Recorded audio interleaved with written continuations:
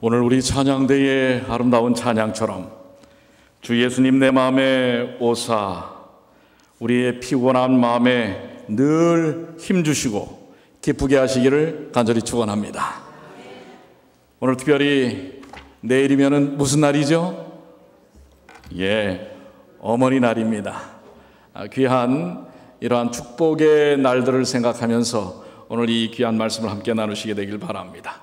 오늘 저는 누가복음 9장 48절에 있는 말씀을 통해서 예수 닮기 프로젝트, 우리가 지난 벌써 3주 동안 예수님을 닮는 부분에 대해서 우리가 함께 말씀을 나누는데요, 오늘은 작은 자를 크게 여기시는 예수님을 닮는 귀한 시간이 되시길 바랍니다. 우리가 지난번에 도전 골든벨을 하면서 퀴즈에 조금 맛이 들렸어요. 그래서 여러분들의 퀴즈를 좀 냅니다. 자, 여기 나오는 이 날짜 5월 5일 무슨 날일까요? 어떻게 그렇게 잘하세요? 그럼 9월 20일,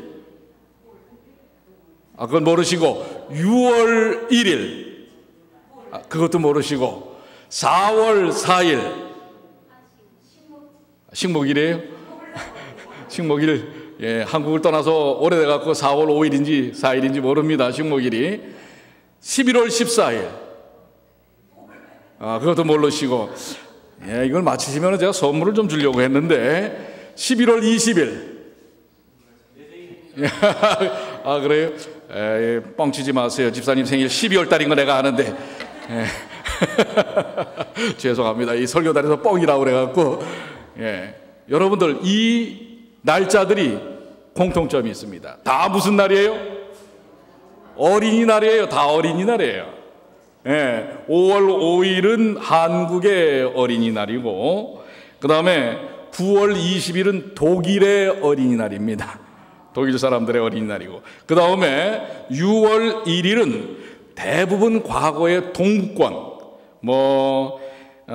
여기 아르메니아, 러시아, 벨라루스, 에스토니아, 카자흐스탄, 키르기즈스탄, 라트비아, 이름도 많아요. 몽골, 루마니아, 폴란드, 체코, 쿠바, 이런 공산권들은 중국도 마찬가지예요. 6월 1일이 어린이날입니다. 6월 1일이. 사실 이 어린이날을 이 공산권 사람들이 상당히 의미 있게 지켰던 것 같아요. 왜 그럴까요? 어릴 때부터 세뇌시키려고 그랬던 것 같아요. 어린이들을 이렇게 고양시켜서. 그 다음에 4월 4일은 홍콩과 대만의 어린이날이고요. 그 다음에 11월 14일은 인도가 그렇습니다. 그 다음에 맨 마지막에 나오는 11월 20일은 1954년에 우리 바로 이 강 건너편에 있는 UN 국제연합에서 국제 어린이날로 11월 20일을 정합니다. 이게 1954년입니다. 그런데 우리 지금 한국의 어린이날은 5월 5일이죠. 미국의 어린이날은 언제예요? 우리는 말 좋게 그냥 365일이라고 얘기합니다. 미국은 어린이날이 없어요. 영국도 어린이날이 없습니다.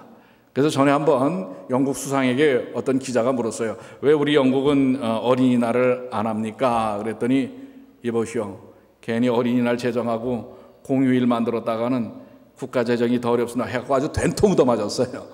그러했던 어쨌든 그런 배경인지는 몰라도 영국도 어린이날이 없습니다.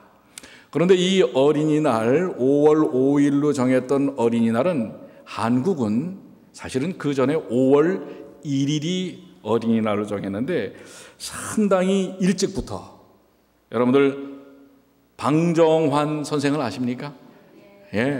이 소파 방정환, 어린이에 대한 어떤 어린이의 아버지라고 할 수 있는 소파 방정환이 1923년 5월 1일 날 최초의 어린이 선언문이라는 것을 이때 일제치하에서도 벌써 외쳐댔습니다. 그때 이 어린이 선언문에 나오는 일부를 제가 여기다 좀 옮겨놨는데요. 어린이는 어른보다 더 새로운 사람입니다. 어린이는 어른보다 뭐라고요? 더 새로운 사람입니다. 어른은 뿌리라고 하면 어린이는 싹입니다. 뿌리가 근본이라고 위에 앉아 싹을 나려 누르면 그 나무는 죽어버립니다. 뿌리가 원칙상 그 싹을 위해서 위해야 그 나무는 뻗어 나갈 것입니다. 그러니까 이 뿌리가 너무 적어갖고 싹을 이렇게 눌러버리면은 나무가 자라요, 못 자라요? 못 자라죠. 뿌리는 어떻게 해요? 땅 밑으로 내려가야 한다는 것입니다. 그래야만 싹이 틔어질 수 있다고 하는 것입니다. 이런 선언문을 1923년 5월 1일 선언하고 5월 1일을 그 당시에 이 어린이날로 제정을 하다가 나중에 이제 일제시대에 의해서 이 어린이날이 없어졌다가 나중에 해방 후에 다시금 5월 5일로 어린이날을 제정을 하게 되는데요. 이 선언문의 후반부에 어른들에게라는 내용이 있습니다. 좀 어른들에게 이런 부탁을 한다라고 하는 내용이에요. 뭐냐면 어린이를 내려다보지 마시고 치여다 보아주시오. 이게 어린이를 이렇게 쫙 내려보지 말고 어린이 이렇게 뭐예요? 눈높이를 맞춰서 오히려 올려보라고 하는 것입니다. 어린이를 가까이 하시어 자주 이야기하여 주시오. 어린이에게 경어를 쓰시되 야, 너 이렇게 반말하지 말고 오히려 경어를 쓰시되 늘 보드랍게 하여 주십시오. 어린이를 책망할 때는 쉽게 성만 내지 마시고 자세히 타일러 주시오. 그 다음에 이 마지막 말이 참 생각해 합니다. 대우주의 뇌신경의 말초는 늙은이에게 있지 않고 젊은이에게 있지 아니하고 오직 어린이들에게만 있는 것을 늘 생각하여 주시오. 살아있는 이 말초신경은 어린이들에게 있다라는 것을 이야기합니다. 그랬더니 넌 늙어봤니? 난 젊어봤다. 어린애들만 위하면 되겠느냐? 물론 어르신들을 위해야 합니다. 그런데 오늘 이 어린이에 대한 이 어린이 선언, 어린이에 대한 어떤 의미와 어린이를 소중하게 여기는 것은 어떻게 보면 1923년에 수호파 방정환이 어떤 면에서 세계에서 가장 먼저 어린이날을 제정함으로써 드러낸 것이 아니라 2000년 전 누가요? 우리 주님께서 누가복음 9장 48절에 이미 어린이 선언을 하고 계십니다. 어린이 선언문을 하고 계십니다. 자, 한번 읽어볼까요? 다 같이 저희에게 시작. 저희에게 이르시되 누구든지 내 이름으로 이 어린아이를 영접하면 곧 나를 영접함이요 또 누구든지 나를 영접하면 곧 나 보내신을 영접함이라. 너희 모든 사람 중에 가장 작은 그이가 큰 자니라. 여기서 가장 작은 그이가 누구예요? 어린이죠. 어린이.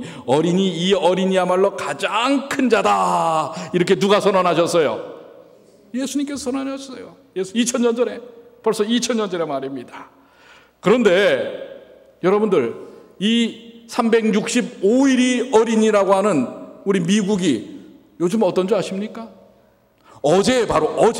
바로 어저께 무슨 뉴스가 나왔냐면 소호, 맨하탄의 소호 아시죠? 소호. 다운타운에 소호에 이 의류 상가에 마네킹이 떴는데 어제 전시가 됐습니다. 지금 이 마네킹이 그냥 마네킹이 아니에요. 여기 글씨가 쓰여 있어요. Missing person, 잃어버린 아이라고 하는 것입니다. 즉 지금 벌써 5년 됐습니다. 이 아이가 잃어버려진 지. 누구냐면 2010년에 실종된 바로 이 소년입니다. 이 소년이 2010년에 5년 전, 벌써 6년 됐죠. 6년 전에 잃어버렸는데 지금 한 13살쯤 됐는데 7살 때쯤에 잃어버렸어요. 그 6년 동안에 자랐을 것을 컴퓨터 그래픽으로 변화될 것을 추측을 해가지고 이 아이처럼 어떻게 해요? 만든 겁니다. 이게 원래 7살 때의 아이의 사진인데 이거를 지금 쇼 윈도우로 자라났으니까 변화돼서 얼굴 형상을 해가지고 지금 쇼 윈도우에다가 내놨어요. 왠지 아세요? 지난 6년 동안을 찾았는데 못 찾았어요. 방송에서도 전단으로. 그래서 사람들이 너무 무관심한 거예요. 그래서 이 어린아이를 미아를 찾기 위한 캠페인을 이제는 사람들이 쇼 윈도우는 사람들이 지나가면서 보거든요. 그래서 그 아이의 얼굴 형상으로 마네킹을 만든 겁니다. 이렇게 지금 미국에서 한 해에 잃어버리는 아이들이 수만 명이고요. 한국에서는 한 7, 8천 명이 1년에 아이들이 실종돼 버려요. 찾지를 못합니다. 전 세계적으로 수백만 명의 어린아이들이 지금 뭐예요? 실종되는데요. 더 기가 막힌 일은 중국에서는 아이들을 어떻게 해요?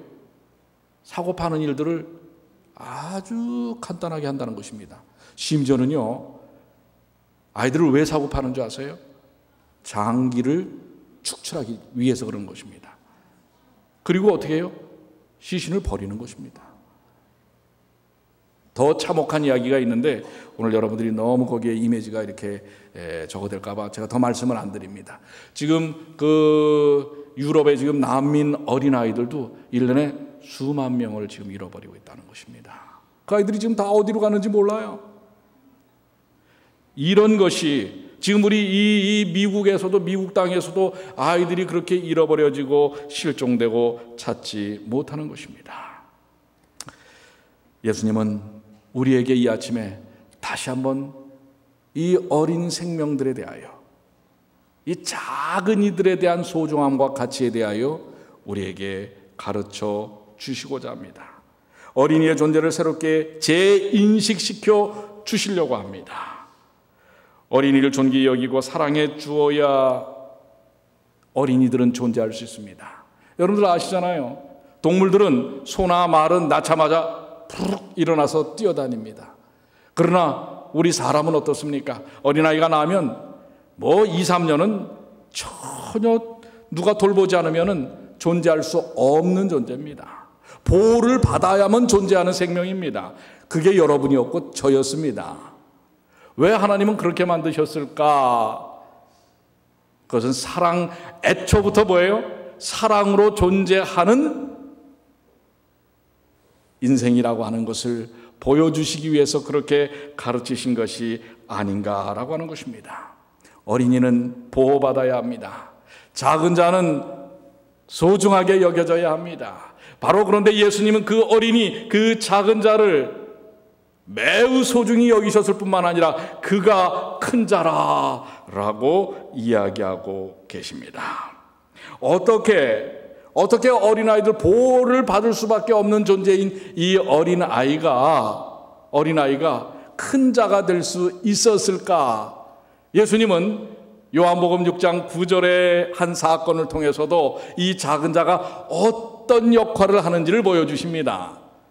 여기 한 아이가 있어 보리떡 5개와 물고기 2마리를 가졌나이다. 그러나 이것이 이 많은 사람에게 얼마나 되겠삼나이까? 지금 어린아이와 여자들을 빼고 5,000명이 모여있단 말이에요. 그런데 이 5,000명을 먹이는 일에 그 작은 자 한 아이에 뭐가 사용되어져요? 도시락이 사용되어지는 것을 봅니다. 그러면서 몇 명을 먹이고도 5,000명을 먹이고도 얼마가 남아요? 12광주리가 남는 이 작은 아이의 역할이 큰 역사를 이루는 모습을 주님은 친히 그 5,000명 외에 수만 명 운집한 사람들에게 보여주시는 것입니다. 어린이 소중합니까? 작은 자가 위대합니까? 누구 안에서요? 예수님 안에서. 그렇습니다. 예수님은 작은 자를 매우 소중히 여기시는 분이라고 하는 것입니다. 어떻게 보면 작은 자들이 많습니다. 이 세상에서 보호받을 수밖에 없는 그런 인생들, 존재들이 얼마나 많은지 모릅니다. 그런데 그들을 대표하는 어린이를 주님은 어떻게 해요? 그 작은 자가 가장 큰 자라고 이야기합니다. 왜 그렇게 말씀하셨을까? 실문교훈 111쪽에는 우리의 유일한 안전책은 언제든지 자신을 의지하지 말고 그리스도를 의지하는 것이다. 여기에 힌트가 있어요. 뭐예요? 작은 자가 큰 자로 될 수 있는 것은 보호받을 수 없는 존재인 어린이가 큰 자라고 예수님께서 말씀하신 이유는 그 어린이는 여러분들도 어린 시절에 어때요? 뭐 한번 꽂히면 그거 쉽게 잊어버려요? 안 잊어버려요? 시장에 쫓아가가지고 솜사탕 보고 엄마한테 언제까지 떼를 부려요? 언제까지? 사줄 때까지. 예. 여러분 그래가지고선 직살나게 맞아본 적 없습니까? 예? 그래요. 아이는 뭡니까? 아주 거기에 딱 한 번 꽂히면은 저갑니다. 근데 우리 어른들은 어때요? 이제 나이가 먹어서 그런지 집중 안 합니다. 이것도 살피고 저것도 살피고 체면도 살피고 입장도 살피고. 그렇습니까? 안 그렇습니까? 생각이 많아요. 그래서 신앙도 그렇습니다. 하나님께 탁 꽂히는 게 아니에요. 이 형편도 보고 저 형편도 보고. 근데 어린아이들은 어때요? 오직 그리스도만을 의지하는 것처럼 그리스도 한 분에게만 집중하는 그 모습을 이야기하는 것입니다. 실물요한 113쪽에도 사단이 아무리 온 힘을 기울인다 할지라도 단순한 마음으로 자기 자신을 그리스도께 전적으로 맡기는 영혼은 결코 정복할 수 있다 없다? 있어요 없어요? 자기 능력으로는 안 돼요. 그러나 전적으로 어린아이처럼 하나님께 매어 달리는 사람을 사탄은 꺾을 수 있어요 없어요? 없어요. 오히려 그런 사람이 사탄을 꺾을 수 있는 것입니다. 그래서 누가복음 18장 16절로 17절에 예수께서 이렇게 말씀하시죠. 예수께서 그 어린아이들을 불러 가까이 하시고 이르시되 어린아이들이 내게 오는 것을 용납하고 금하지 말라. 하나님의 나라가 이런 자들의 것이니라. 내가 진실로 너희에게 이르노니 누구든지 하나님의 나라를 어린아이와 같이 받들지 않는 자는 결탄코 들어가지 못하리라. 자, 왜 작은 자가 큰지 아시겠어요? 어린이들은 어떻게 한다고요? 어린아이들은 하나에 집중하면 거기에 아주 깊이 접근하는 것입니다. 그것처럼 어린아이처럼 우리가 하늘나라를 받들지 않으면, 그리스도께 집중하지 않으면 안 된다고 하는 것입니다. 그런 의미에서 이 보호받을 수밖에 없는 연약한 존재인 어린아이라 할지라도 그 어린아이가 갖는 주님을 향한 일편단심, 그 특성을 통해서 큰 자가 된다고 하는 것을 보여주고 있습니다. 자, 성경에는 이렇게 작고 연약한 자들이 많이 나옵니다. 우리 어저녁에도 우리 세리에 대한 이야기도 나왔고요. 바리새인과 세리 두 예배자에 대한 이야기를 어제 우리가 실물교훈을 공부를 했는데요. 그렇습니다. 이 세리 참 작은 자입니다. 세파에 찌들린 자죠. 창녀, 고아, 과부, 가난한 자, 병든 자, 이런들이 다 뭐예요? 다 작은 자들입니다. 그 중에 대표가 바로 어린이입니다. 자기 스스로 어떤 것도 보호할 수 없습니다. 그런데 이 작은 자들에 대한 주님의 관심은, 주님이 바라보시는 관점은 여기에서만 나오지 않아요. 자, 누가복음 9장 48절에는 이렇게 또 설명하고 계십니다. 저에게 이르시되 누구든지 내 이름으로 이 어린아이를 영접하면 곧 나를 영접함이요, 누구든지 나를 영접하면 곧 나를 보내신을 영접함이라. 너희 모든 사람 중에 가장 작은 그이가 큰 자니라 하신 이 말씀을 누가복음 21장 2절로 4절에 뭐라고 이야기하시는가? 또 어떤 가난한 과부의 두 렙돈 넣는 것을 보시고 가라사대 내가 참으로 너희에게 말하노니 이 가난한 과부가 모든 사람보다 많이 넣었도다. 저들은 그 풍족한 중에서 헌금을 넣었거니와 이 과부는 그 구차한 중에서 자기의 있는 바 생활비 전부를 넣었느니라 하시니라. 여러분들, 이 과부는 작은 자입니까? 큰 자입니까? 작은 자예요? 큰 자예요? 연약한 자예요? 강한 자입니까? 어떻게 보면 보호를 받아야 할 사람이니까 보호하는 사람입니까? 보호를 받아야 하는 사람입니다. 그런데 이 작은 자, 어린이뿐만 아니라 예수님은 이 과부에 대해서도 이가 크니라 라고 이야기하고 있습니다. 왜요? 바로 그의 신앙적 태도 때문에 그렇습니다. 부자가 넣는 엄청난 그런 헌금에 비하여 과부는 정말 작은 두 렙돈입니다. 그것을 냈지만 그것이 그의 마음 전부요, 생활비 전부요, 삶 전부라는 사실을 예수님이 말씀하시는 것입니다. 즉, 진짜 작고 큰 것에 대한 차이는 그가 얼마나 많은 것을 겉으로 했느냐가 아니라 그의 마음속에 주님을 향한 마음이 어떠하냐를 보시는 것입니다.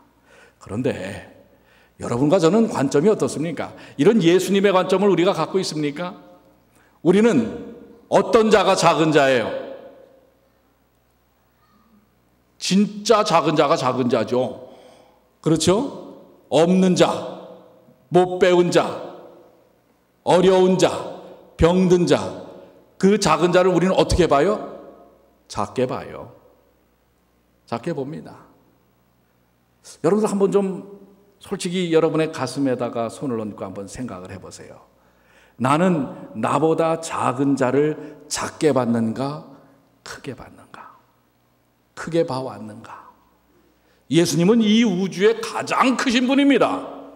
그분이 가장 작은 이 땅에 오셔서, 그것도 말구육간을 빌려서 오셔서 그것보다 더 못한 작은 자들을 또한 뭐예요? 큰 자라고 하시는 관념을 갖고 있는데, 우리는 크지도 못하면서 우리보다 상대적으로 작은 자들에 대하여 어떤 관념을 갖고 있는가? 우리 교회는 그렇지 않죠?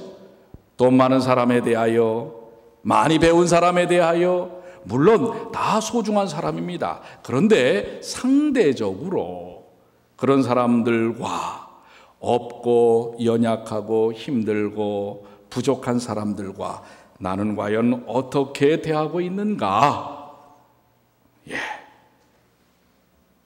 우리가 한번 생각해 볼 필요가 있는 문제입니다. 나는 정말 예수님을 닮는 품성을 갖고 있는가?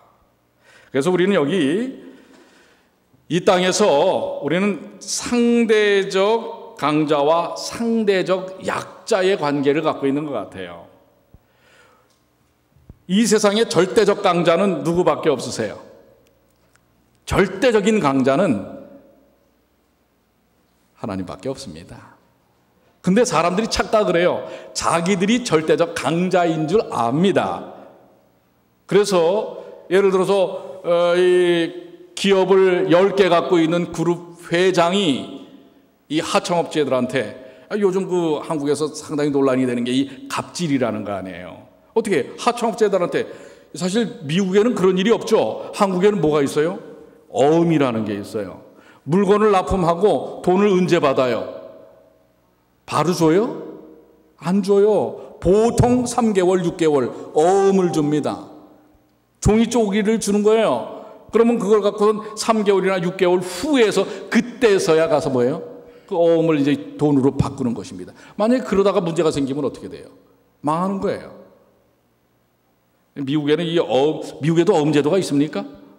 있어요? 그게 신용이라고 하는 것이긴 하지만은 이것은 어떻게 보면 갑인 존재들의 더 유리한 것이라고 볼 수밖에 없습니다. 뭔가를 물건을 저걸 했으면 바로 지불을 해 주어야 되지 않겠습니까? 뭐 약간의 그 기간 때문에, 수수 기간 때문에 며칠이 필요하다는 것은 이해가 되지만 3개월, 6개월. 그래서 중소기업들이 망하는 수가 많아요. 이런 뭐예요? 그런 10개의 기업을 갖고 있는 회사도 30개 가진 대그룹이 또 치고 들어오면 어때요? 강자예요, 약자예요? 약자가 되는 거예요. 하청업체한테는 절대 강자처럼 보이지만은 그보다 더 큰 기업한테는 그들도 약자가 되는 것입니다. 이게 뭐예요? 절대적 강자, 절대적 약자는 이 땅에 없습니다. 상대적 강자와 상대적 약자라는 사실이에요.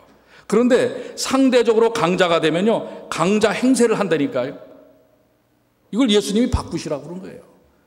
이런 정신을 바꾸라. 세상은 그래서 뭐예요? 동물의 세계처럼 적자 생존입니다.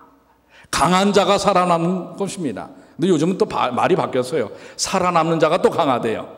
강한 자가 살아남는 게 아니라. 어쨌든 세상에, 사단이 지배하는 세상의 논리는 이런 상대적 강자, 상대적인 약자의 세계 속에 노출되어 있지만, 우리 하나님은 뭐예요?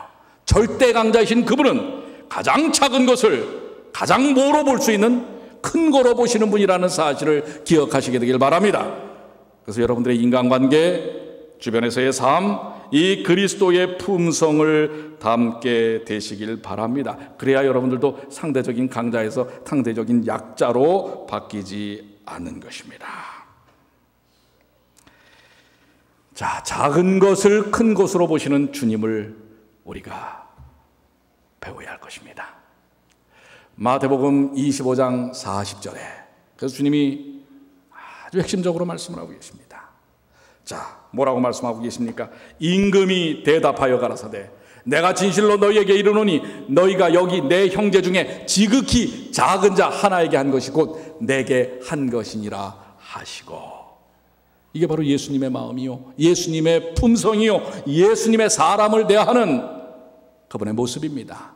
지극히 작은 자 하나가 바로 그에게 한 것이 나에게 한 것이다. 그러니 뭐예요? 절대 강자이신 예수님에게 하는 일은 가장 작은 자에게 베푸는 정신이라고 하는 것입니다. 오늘 사랑하는 주의 백성들이시여, 작은 것을 큰 것으로 보시는 우리 예수님을 닮고 세상에서 진정한 사랑의 의미를 갖는 주의 백성들 되시기를 간절히 축원합니다. 1991년 5월 낮은 울타리라고 하는 한 기독교 잡지에 게재된 내용입니다. 또 근자에는 이것이 뭐 진짜냐 가짜냐 이야기가 있지만 어쨌든 지금으로부터 25년 전 5월, 지금 5월이죠. 지금은 초등학교라고 하지만 그 당시에는 국민학교 3학년이 글짓기 대회에서 썼던 작품이에요. 이 아이가 살았던 집은 지금도 있습니다. 25년이 지난 지금도 이 구로 3동에 남아 있어요. 그 편지, 글짓기의 편지 형식으로 된 이 글짓기 내용을 제가 좀 읽어드리겠습니다. 사랑하는 예수님, 안녕하세요. 저는 구로동에 사는 용욱이에요. 구로 국민학교 3학년이고요. 우리는 벌집에 살고 있어요. 벌집이 무엇인지 예수님 잘 아시지요? 한 울타리에 55가구가 사는데 방문에 1, 2, 3, 4, 5 번호가 써 있어요. 우리 집은 32호예요. 화장실은 동네 공중전소를 쓰는데 아침에는 줄을 길게 서서 차례를 기다려야 해요. 줄을 설 때마다 저는 22로에 사는 순위 보기가 부끄러워 못 본 척하거나 참다가 학교 화장실에 가기도 해요. 우리 식구는 외할머니와 엄마, 여동생 용숙이랑 4식구가 살아요. 우리 방은 할머니 말씀대로라면 박스만 해가지고 라면 박스만 해가지고 4식구가 다 같이 잠을 잘 수가 없어요. 그래서 엄마는 구로 2동에 있는 술집에서 주무시고 새벽에 오세요. 할머니는 운이 좋아야 한 달에 2번 정도 취로사업장에 가서 일을 하시고 있어요.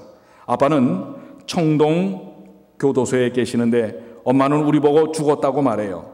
예수님, 우리는 참 가난해요. 엄마는 술을 많이 먹어서 간이 나쁘다는데도 매일 술 취해서 어린애 마냥 엉엉 울기를 잘하고 우리를 보고 이 애물단지들아 왜 태어나니 같이 죽어버리자고 하실 때가 많아요.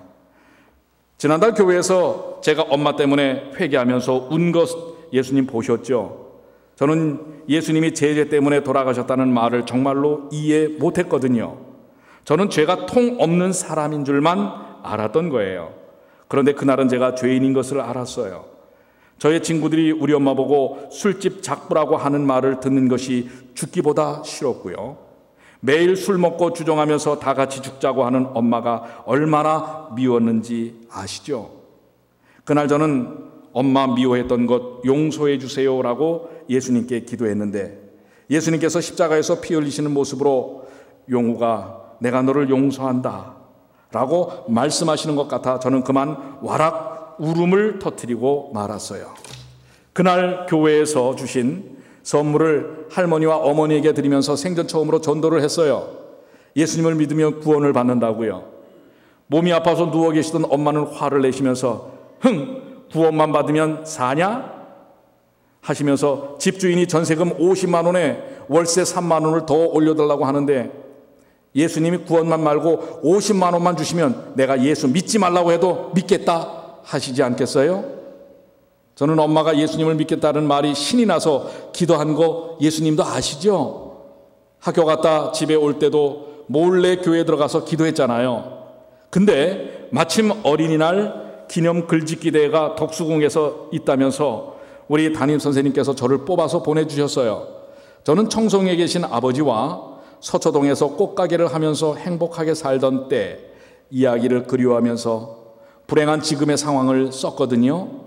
청송에 계신 아버지도 어린이날에는 그때를 분명히 그리워하시고 계실 테니 엄마도 술 취하지 말고 희망을 갖고 살아주면 좋겠다고 썼어요. 예수님, 그날 제가 1등상을 타고 얼마나 기뻐했는지 아시지요? 그날 엄마는 너무 몸이 아파서 술을 못 드시고 울지도 못하셨어요. 그런데 그날 저녁에 뜻밖의 손님이 찾아오셨어요. 글짓기의 심사위원장을 맡으신 할아버지 동화작가 선생님이 물어물어 저희 집에 찾아오신 거예요. 대접할 게 하나도 없다고 할머니는 급히 동네 구멍가게에 가셔서 사이다 한 병을 사오셨어요. 할아버지는 엄마에게 똑똑한 아들을 두었으니 힘을 내라고 위로해 주셨어요. 엄마는 눈물만 줄줄 흘리면서 내려가시면서 약주라도 한 잔 대접하겠다고 하니까 그 할아버지는 자신이 지으신 동화책 5권을 놓고 그냥 돌아가셨어요. 저는 밤늦게까지 할아버지께서 지으신 동화책을 읽다가 깜짝 놀랐어요. 그것은 다름이 아니라 책갈피에서 흰 봉투 하나가 떨어지는 것이 아니겠어요? 펴보니 생전 처음 보는 수표가 아니겠어요? 엄마에게 보여드렸더니 엄마도 깜짝 놀라시며 세상에 이럴 수가, 이렇게 고마운 분이 계시다니 하면서 눈물을 흘리셨어요. 저는 마음속으로 할아버지께서 가져오셨지만 사실은 예수님께서 주신 거예요 라고 말하는데 엄마도 그런 내 마음을 아셨는지 용우가 예수님이 구원만 주신 것이 아니라 50만 원도 주셨구나 라고 우시면서 말씀하시는 거예요. 할머니도 우시고 저도 감사의 눈물이 나왔어요. 동생 용숙이도 괜히 따라 울면서 오빠 그럼 우리 안 쫓겨나고 여기서 계속 사는 거야? 말했어요. 얼마 후 너무나 신기한 일이 또 벌어졌어요. 엄마가 교회에 가겠다고 화장을 10개 하시고 나선 것이었어요. 대예배에 가신 엄마가 얼마나 우셨는지 두 눈이 솔방울만 해가지고 집에 오셨더라고요. 나는 엄마가 우셨길래 또 같이 죽자고 하면 어떻게 하나 겁을 먹고 있는데 용우가 그 할아버지한테 빨리 편지 써 엄마가 죽지 않고 열심히 벌어서 주신 돈을 꼭 갚아 드린다고 말이야 라고 하는 것이 아니겠어요? 저는 엄마가 저렇게 변하신 것이 참으로 신기하고 감사했어요. 고마우신 예수님, 참 좋으신 예수님 감사합니다. 할아버지께서 사랑으로 주신 수표는 제가 커서 곧 꼭 갚을게요. 그러니까 제가 어른이 될 때까지 동화 할아버지께서 건강하게 사시도록 예수님이 돌봐주세요. 그것만은 꼭 약속해 주세요. 예수님, 너무나 좋으신 예수님, 이 세상에서 최고의 예수님을 용욱이가 찬양합니다. 예수님을 사랑합니다. 용욱이 드림. 작은 자의 기도를 응답하셨습니까? 작은 자의 기도를 크게 보시는 하나님이십니까?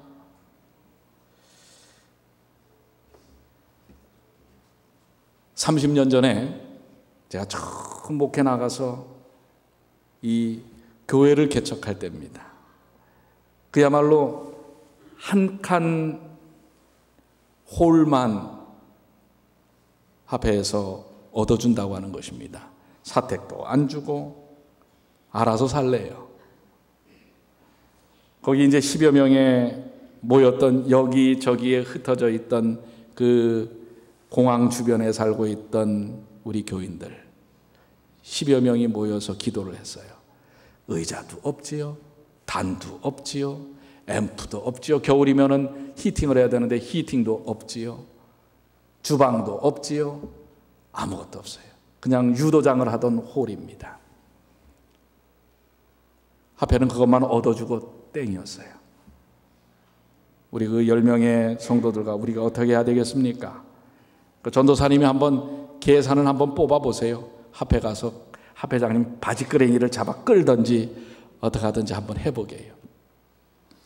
계산을 해보니 대략 450만 원에서 500만 원 정도가 필요해요.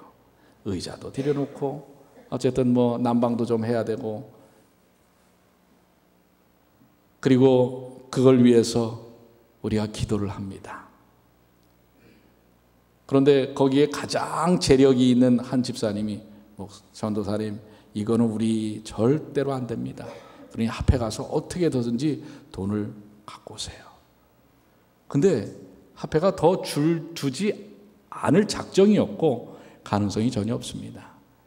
그래도 몇몇 우리 사람들이 함께 기도하면서 그래도 우리가 한번 이제 우리 힘으로도 한번, 하나님께서 우리가 작은 자지만 아무것도 가진 것도 없고 정말 변변한 사람이 없어요. 아무것도 없지만은 그러나 우리 하나님을 의지하고 기도해 보시자고. 그리고 우리가 헌신하지 않으면 누가 이 일을 하겠느냐고.